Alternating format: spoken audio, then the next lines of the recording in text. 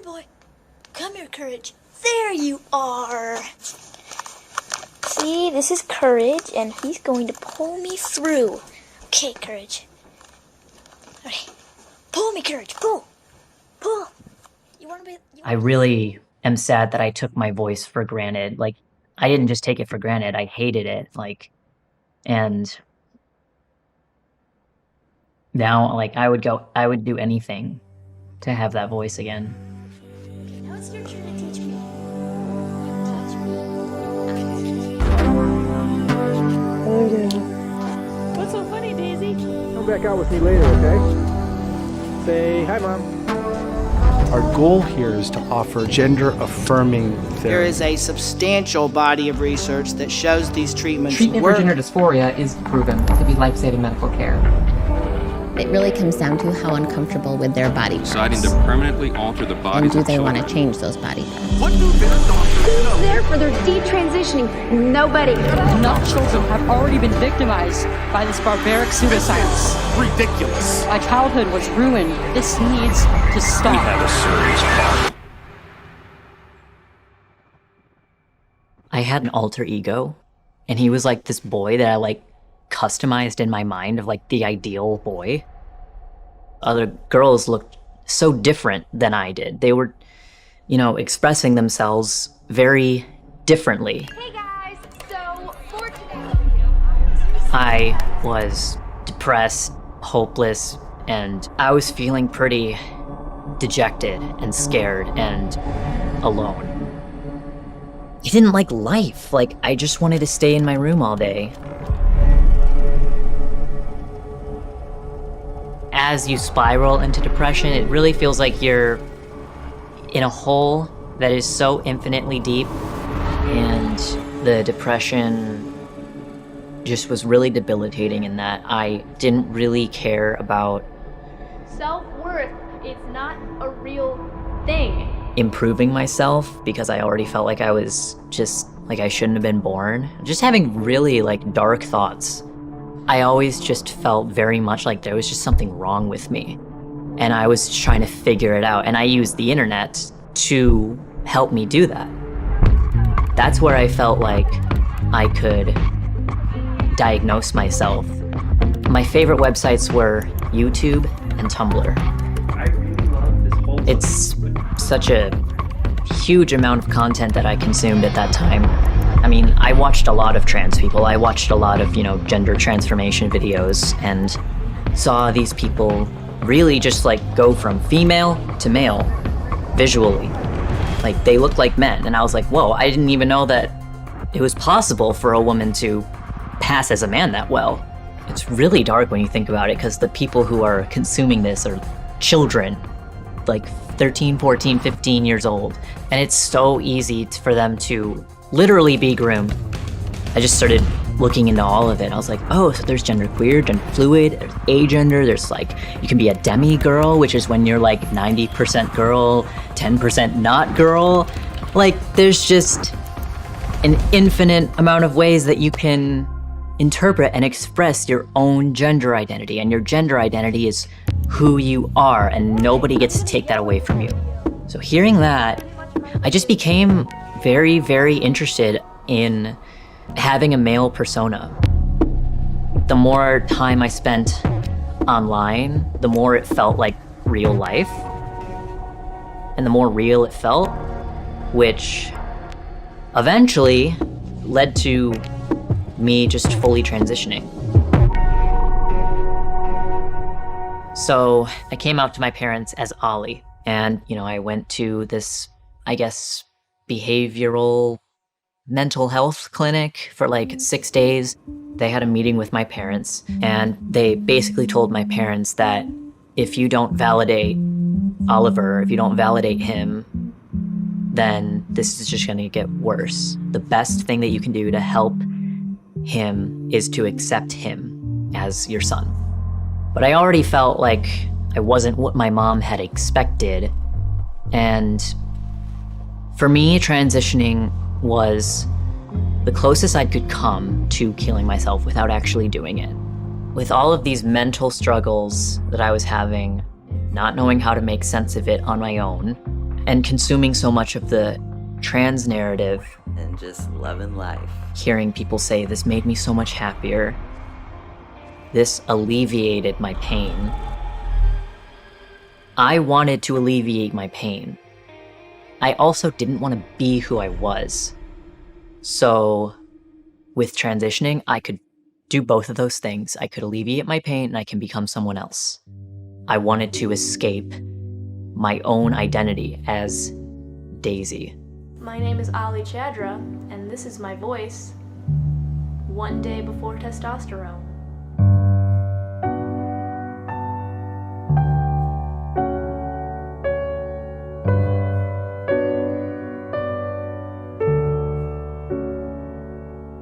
That was really the beginning. I wasn't just playing around anymore. I wasn't just playing dress up anymore. Like, I was actually going to become a trans man and live my life that way.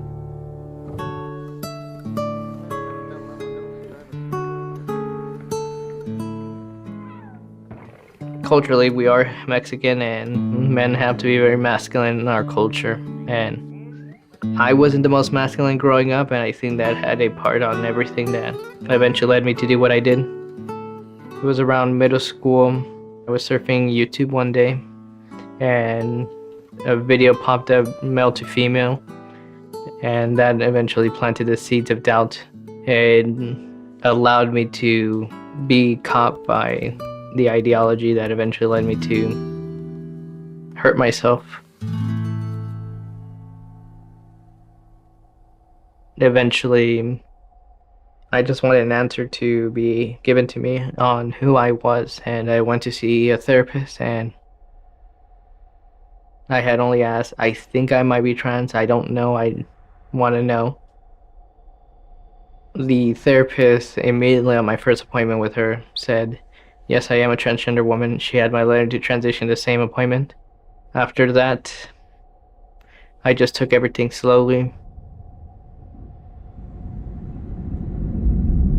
But eventually my father found out what I was doing. And due to our culture, he was not happy. And he took me to Mexico and had me have sexual relationship against my will with a prostitute. I was a 19-year-old kid, and my father told the prostitute, take good care of him, it's his first time. He was trying to prove that I was a man.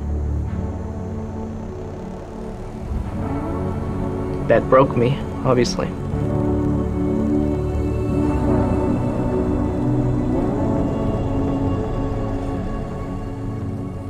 After that, I go back to the therapist and told her I wanted to transition. And she recommended I start my social and medical intervention as soon as I can. 11 months after I had started hormones, I was transferred to another medical professional who, after speaking with him for one time only, he approved me for surgery. And a few weeks after that session, I got 2 letters from my insurance approving me for surgery. But I was a little surprised that I received my letter for bottom surgery, which was removal of my genitals without even asking.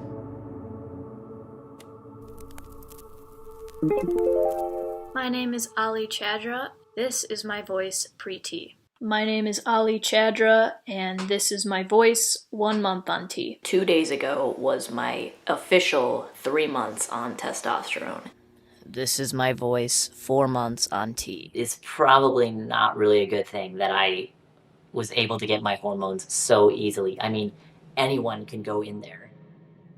Not only did they send me home with the hormones, but I actually did my very first shot right there in the doctor's office. And I was just euphoric, and it was real. And I was actually going to start seeing changes, and I was going to start passing, which basically meant that everyone around me was going to see me as a boy, an actual boy. This feels good. This makes me happy. I'm actually feeling the feelings that, you know, all those like trans people online were saying that they felt. I just want to say that I'm literally so happy with my test. It's so much better than I thought it would be. It was awesome. Seemingly out of nowhere, we've suddenly seen a huge spike in media depictions and social media depictions of transgenderism. It's even reached the mainstream advertising world. And I think this is all coming to a head and what this really means for our society. In cases like the case of Layla Jane, a young girl whose breasts were removed at age 13 by doctors who fed her a lie. Take this next case. Layla Jane was born a girl. Layla Jane experienced a host of medical issues in her youth. Her mother, who is bipolar, expressed to these physicians and therapists that her daughter might be bipolar, but she actually never received any diagnosis or treatment for that. The family went to one physician who, after less than a 2-hour appointment, green-lighted the hormone therapy, and in a similarly or even shorter period of time, a plastic surgeon signed off after one visit on removing her breasts. Like most young women who go down this path of identifying transgenderism as the solution to their problems, reinforced by irresponsible medical care providers, it's likely that if physicians had properly diagnosed all of the issues present in Layla Jane as a child, she would never have gone down this path. When parents of trans-identified kids are referred to specialized gender clinics, they're often told that they're going to get comprehensive, multidisciplinary mental health assessments. We know that that's not true. In practice, these kids were put on a fast track to medical transition. Layla is now 18 and is fighting back, so this does not happen to anyone else. My name is Prisha Mosley. I was a 15-year-old girl when the trans community found me. Already diagnosed with multiple mental illnesses, including anorexia, a body dysmorphic disorder, and borderline personality disorder, a trauma disorder, I was easy to manipulate and convince that I had been born in the wrong body. I was told that this was the reason for all of my mental and emotional distress. The gender specialist I was taken to see told my parents that I needed to be put on puberty-blocking drugs right away. They asked my parents a simple question: would you rather have a dead daughter or a living transgender son? This is the moment that we all became victims of so-called gender-affirming care. But is this the document we're talking about? You needed this letter signed by a therapist to open up the door for you to get these medical treatment. Is this the document that we're talking about earlier? Yes, it is. And it took you how long to get this? 30 minutes. The ideology that has become dominant at these clinics is that trans kids know who they are, and therefore to question them, to ask basic therapeutic questions like, could your gender dysphoria or gender identity have been triggered by some other event in your life? Basic questions of screening are completely taboo in these circles. But the truth is that parents don't have much of a choice in the matter. And doctors are telling parents in front of their distressed children, if you don't consent to the use of puberty blockers and cross-sex hormones, your child is going to die by suicide. I believe that most doctors who practice gender-affirming medicine, Gender dysphoria. they genuinely, sincerely believe that they're doing good, but they're not. Finland, Sweden, France, Norway, and the UK are reversing course and asking questions. Have all not found enough medical evidence, psychological evidence, to support transgender therapy. In the UK, their only national gender clinic for children shut down last year by court order. What do their doctors know that our doctors don't? Part of the problem is that the current cohort of teenagers that are being transitioned under the affirmative protocol, which lacks guardrails, which takes kids at their word when they say I'm trans, which doesn't do proper mental health assessments. In fact, double mastectomies on teenage girls went up 13-fold between 2013 and 2020. Between 2016 and 2019 alone, these procedures went up by 500%. A study published in 2022 by researchers who are advocates of gender-affirming surgeries showed that the youngest patient to have received a radical bilateral mastectomy in the United States is 12 years old. These kids are going to grow up and they're going to start to feel the full effects of their medical decisions. They're going to start to feel the side effects. If you really want to know whether amputating the breasts of a 12 or 13-year-old girl is ultimately in her best long-term interests, Ask her when she's 30 or 40 and unable to breastfeed her own child.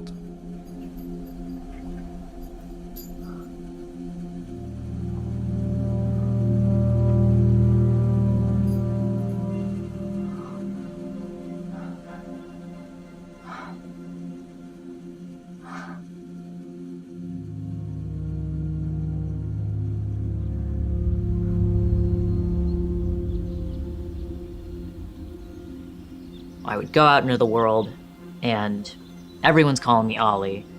Everyone sees me as a guy. But then, at the end of the day, when I'm home, in my room, looking in the mirror, I'm like, what did I do? Like, I start getting these, like, really scary thoughts of, like, you're incomplete. You're not a guy. You never will be. But even though you're legally, your driver's license says you're a guy, you're not. You finally have expressed your true inner self or whatever, the thing that you wanted to do so badly ever since you were like 13, 14 years old. You did this thing to alleviate this gender dysphoria, that wasn't there before, but you made it into a problem, and now your body image issues are worse. That's not supposed to happen. What do we do now? I just woke up one day, looked at myself in the mirror, and asked myself, what the heck am I doing? Because I realized no matter if I would have gone every surgery, continue with hormones, I realized I would have never been a woman. At best, I would have been a caricature of what I believed a woman was. Nobody would help me because they had more concerns of me reversing everything. I just socially detransitioned, got the implants removed. So I had technically developed gynecomastia. My chest is not like it used to be, and it never will. I have scarring, numbness, and unfortunately my nipples are completely different, to put it lightly. It has been taking a major toll on me since I've realized what I've done. I was almost 5 years on testosterone, so if I had gone further, I wouldn't have been able to go back. When I found out I was pregnant, I was just over the moon. I mean, I was scared I was gonna have a doctor tell me that, like, sorry, you're infertile, and it would have been my fault. There are so many young people who are going through very similar things that I did and are still being told that transition will save them, and it's just not true. My story is tragic in some ways, but it's very redemptive in many ways. That cannot be said for many detransitioners.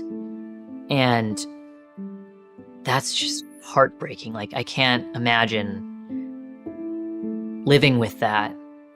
Like, I can't imagine what it would be like to regret a bottom surgery, or, to be infertile, because when you were a little child, like 12, your, parents were manipulated into putting you, like, blocking your puberty.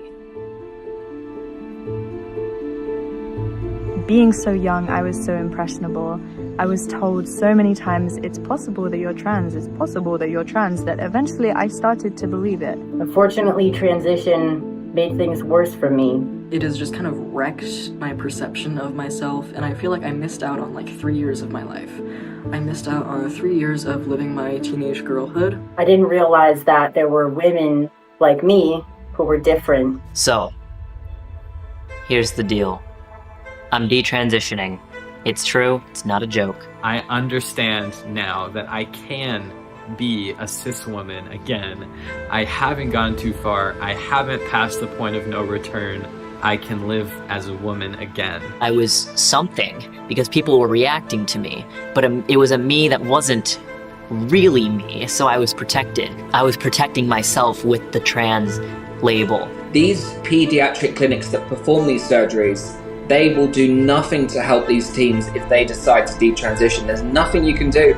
Once you've taken all those hormones, Billy, your body is changed beyond repair. You don't have to remove your body parts to make you complete. When I transitioned, my suicidal ideation did not go away.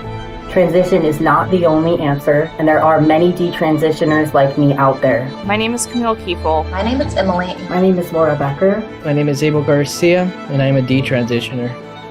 My name is Daisy, and I am a woman.